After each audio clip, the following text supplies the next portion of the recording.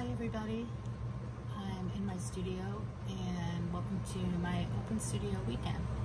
I am just about to show you how I prepare a panel for using my encaustic works, and I'm in the process of heating up my hot plate right here, which already has some pigment on it, as well as heating up the encaustic medium, which is made with wax and damar resin, which is a tree resin. What most people don't know or don't understand is that beeswax is actually archival, which is the beauty of it. There are works, it's an ancient medium, there are works that have been around for centuries. Just because the pigment is sealed into the wax, part of the process is fusing color and any other kind of media, typically oil-based media, paper, photographs, pastel, can be fused into the wax-based medium. Can be colorized with pigment as well, or you can buy pre-made sticks. There's a company that specializes in making encaustic medium. It is like a crayon in its hardened state. However, you can't draw on it with it when it's in its hardened state. It has to be melted, which is also why I use this palette, which is a heated palette. So as I was saying, you can purchase these pigmented encaustic bars that a company named R&F manufactures. There are other companies as well that manufacture encaustic medium products that you can buy pre-made, and then they're ready to go and use. I can also mix in and make my own colors. There have been occasions I do have dry pigments that I will actually take a batch of the encaustic wax medium, melt it down, and then pigment it myself and pour it into molds.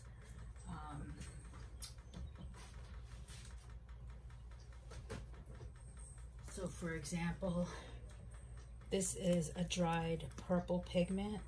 I buy it from a company that manufactures natural pigments. This company is called Earth Pigments. That's who I typically buy from. However, there are plenty of other pigment companies you can purchase from. I measure this out, I mix it in with the medium, and then I'll have a big batch of purple, or I can mix multiple colors to make my own colors as well into that batch, and then pour it into silicone molds, let it cool down, and have my own bars for future use. I can do the same with the actual medium and just make sticks and bars of medium to use directly onto my palette. If I don't have my full hot plate going with the medium already melted, I can easily take a bar of encaustic medium and use that directly onto this hot palette, and then mix my colors with that and apply it to a board such as this. But to get started, so what I typically do is I tape off with blue painter's tape the edges of a board, and that'll prevent, you know, if wax strips over the edges, which it inevitably will, it'll keep the edges of this clean until I determine, once the painting is finished, whether I want to stain it, paint it, or leave it natural wood like this. These I buy pre-manufactured as well online. My husband has built me some larger panels in the past, which are great when I'm doing large scale work, but for smaller stuff it's easier more efficient for me to just order a box of these online as well, so I have them ready to go when I need them. So to prepare this, you can do one of two things. You can use a wash of watercolor to do an underpainting right directly onto the wood if you choose to. You could also gesso it with a special encaustic medium gesso. You wouldn't want to use an acrylic gesso because it wouldn't be able to hold up to the heat that's applied to this board every time I'm using it. So, or you can do what I'm doing today, which is just apply a nice layer of encaustic medium in its natural form, clear, to seal the wood. So I'll put on, you know, a layer of 2 of this, and then, as with every layer and every piece, once I apply a layer, you can see the glistening of the wax now on the board, I have to take a heat source. In this case today I'm using a heat gun to seal it into the wood. Just a standard old heat gun you can buy in a hardware store. It does well. This one has 2 settings. I tend to use it just on the low setting. That's more than enough heat. Let me just plug this in, and you'll see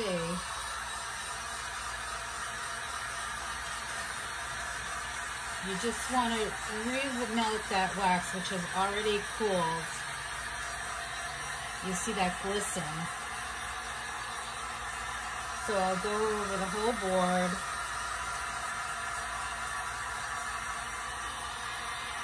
Until the whole surface is glistening. Normally I wouldn't be holding this in my hand, but whereas I'm trying to get it on camera for you, I'm holding it up. Alright, so that's the first layer. You'll see there's certain areas, or maybe you can't see, that I'll need to go back and put another layer on. But right now I need to let this cool for a minute or 2 and re-harden. Okay, so fast forward, I went ahead and I added a second layer of wax to my panel, and you can see now it's rather uniform. It's still cooling just slightly, but it has a nice, in this case I wanted a nice smooth surface to work on. So as that cools, now I have the option of adding pigments, adding photographs, drawing, using ink, pastels, whatever I want to get started with. I might have an image in mind of a place I've been, or just a feeling, an emotion for today that might just get me to start by just picking a color. It's that time of year where there is certainly plenty of green in the landscape. So as you'll see on my palette, I have some green mixed up that's been melting down, and I can just apply it.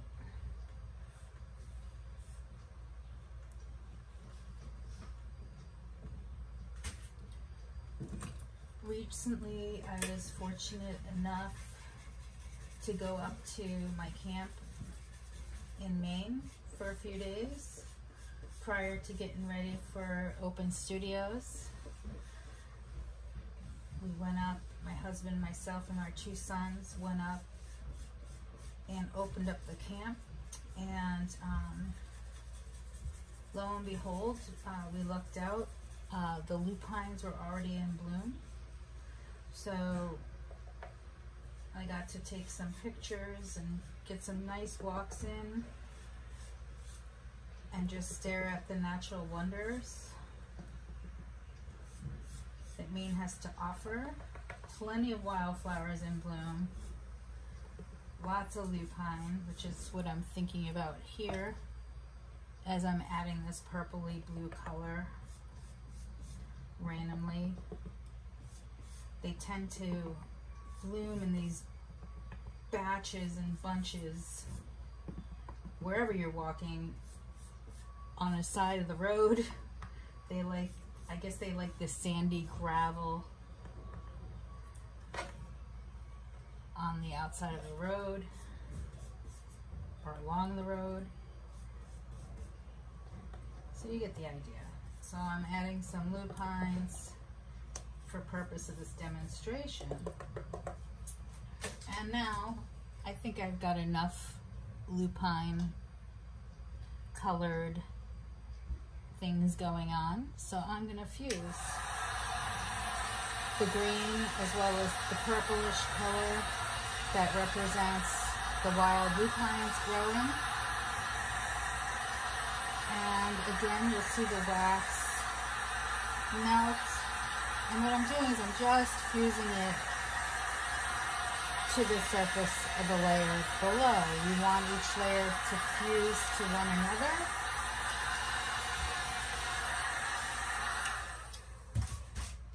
And as you'll see, it's all glistening again.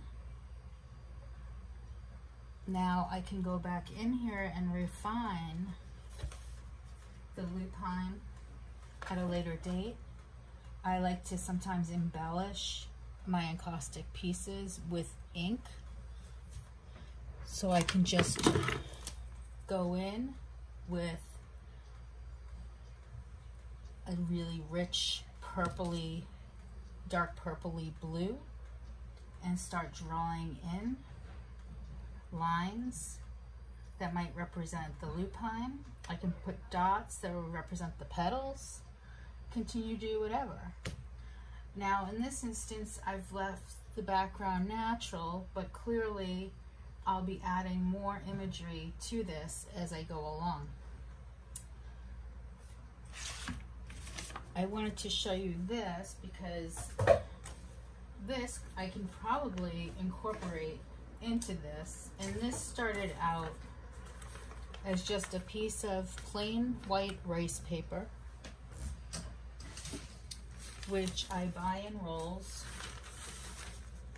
Love this paper because it easily takes in the wax, which in this case, I'll show you an example. I can lay down directly onto my hot palette and it will absorb whatever colors and wax I have on this. Sometimes I'll make monotype prints, which you'll see around my home this weekend, that started off as just a plain white piece of rice paper that I would saturate in the wax, and sometimes I develop the monotypes directly on the palette, so I'll paint and draw directly on the palette and then pull the print. And they're called monotypes because they're just one of a kind. I'm not going to be able to replicate this exact image moving forward. So it's always going to be mono for one. And I can, like I said, embellish this. I can develop it further on the palette by adding more color to the palette, pressing it some more, and moving on. Now, I show you that because that is what this started off like. This started off, like I said, with just some saturated ink, or saturated encaustic wax on the rice paper. And I really, once the imagery was done, just the basic wax imprint, I started seeing an image coming through. No surprise, more of my main thoughts and feelings started to show up. So I started to embellish this print by painting directly onto the paper with melted wax medium, colored wax medium, and I started to hand paint with the encaustic paint areas to just define what I would consider a forest with a really gorgeous blue sky behind it and some birch trees. So for instance, with the birch trees, I'll take my white acrylic ink and I'll draw directly onto the paper. And sometimes I go really far with these, sometimes I don't. It just depends on when I feel like the image is clearly done. Now, if I was to want to use this somehow onto my board, maybe I just want to take this section of birch trees and incorporate it somehow. It kind of works nicely, I think, in this instance, maybe as a backdrop to the lupines.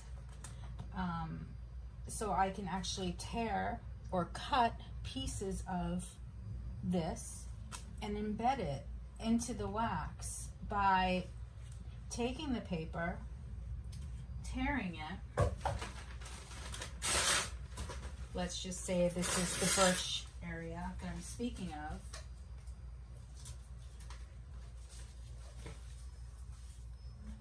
Remelt the wax on the surface, and then take the back of, let's say, my brush or a brayer and just rub it in.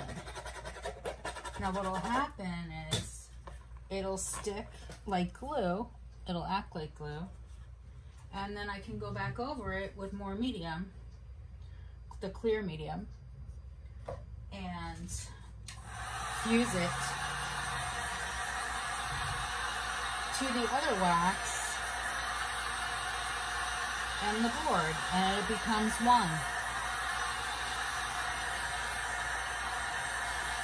And you'll see some of the ink or some of the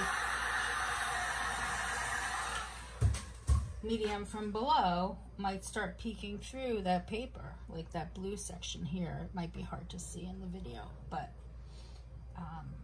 you know, you can play with this and you can layer, and I can create beautiful collages just by taking some other visual images I've made and incorporating them into the piece I'm working on. Now, I'm not quite sure what I'm going to do with this one. I think what I might do is just finish it. It's still, I would consider, a work in progress. It's not completed, but I'll probably just keep it on paper. I'll finish the image and then I'll mat it and frame it behind glass. Only pieces on paper really can be put behind glass with encaustic, and you got to make sure you have a barrier. So the mat acts as a barrier, like a vapor barrier between the glass and the actual wax paper. But what's beautiful about encaustic, again, like I said, beeswax is archival, and encaustic images and pieces can last thousands and thousands of years. It's also light fast, so it protects the color. The wax, the beeswax, protects the color that you're using. So long as you're using all archival type papers as well, which I do, the image is not going to fade over time. Of course, you do want to be careful. You don't, like any artwork, you don't want to keep it in direct sunlight. Indirect sunlight's fine, just you don't want to have the sun blaring on it all day. It's just not good for the artwork. It could cause damage. It could, you know, cause even a light fast image to slowly fade over time. So it's just one of those things you want to do with oil paint, watercolors especially, encaustic. It's just a good practice to not get in the habit of putting any kind of artwork in direct sunlight.